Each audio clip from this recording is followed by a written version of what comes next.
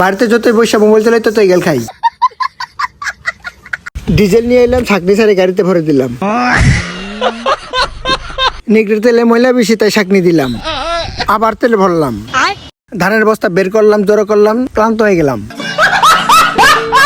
গাড়িতে হ্যান্ডেল নাই তাই অন্য গাড়িতে বের করে নিয়ে এলাম। বস্তায় তুলতে পারি না, জুলুম করলে তুললাম, ধারলাম। একটা বল নিয়ে এলাম, মেশিং এর নিচে দিয়ে দিলাম। মেশিং স্টার্ট দিলাম, ধরলো না। আবার দিলাম, আবার একই অবস্থা।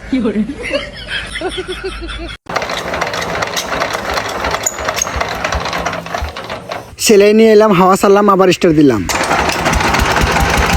ধান ছাড়তে না ছাড়তে মেশিন জ্যাম হয়ে গেল।